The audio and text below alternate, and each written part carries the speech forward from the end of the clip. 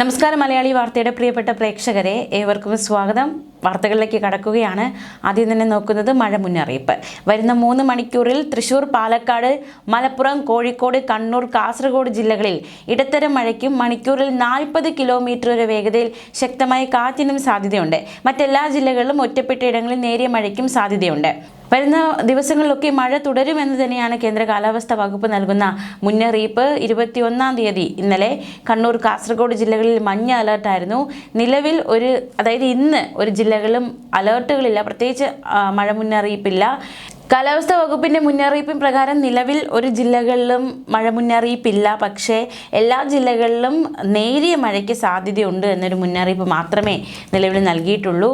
എന്തായാലും എല്ലാ ജില്ലകളിലും നേരിയ മഴയ്ക്ക് സാധ്യതയുണ്ട്. ഇടിമിന്നൽ ജാഗ്രതാ നിർദ്ദേശം. ഇടിമിന്നലോട് കൂടിയ മഴയ്ക്കും ചിലയിടങ്ങളിൽ സാധ്യതയുണ്ട് എന്നാണ് അധികൃതർ അറിയിക്കുന്നത്. ജാഗ്രത വേണം. മത്സ്യത്തൊഴിലാളികൾക്ക് മത്സ്യബന്ധനത്തിന് പോകുന്നതിൽ തൽക്കാല വിലക്ക് ഏർപ്പെടുത്തിയിട്ടില്ല. 25-ാം തീയതി വരെ മധ്യ പടിഞ്ഞാറൻ അറബിക്കടൽ, അതിനോട് ചേർന്ന മധ്യ കിഴക്കൻ അറബിക്കടൽ, വടക്കൻ അറബിക്കടൽ, തെക്ക് പടിഞ്ഞാറൻ അറബിക്കടൽ, സൊമാലിയ, ഒമാൻ തീരങ്ങൾ എന്നിവിടങ്ങളിൽ മണിക്കൂറിൽ 45 മുതൽ 55 കിലോമീറ്റർ വരെയും ചില അവസരങ്ങളിൽ 65 കിലോമീറ്റർ വേഗതയിൽ ശക്തമായ കാറ്റിന് സാധ്യതയുണ്ട്.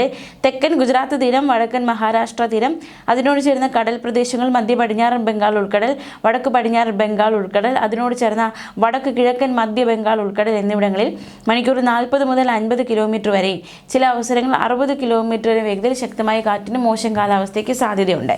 ജാഗ്രത വേണം. ന്യൂസ് ഡെസ്ക് മലയാളി വാർത്ത.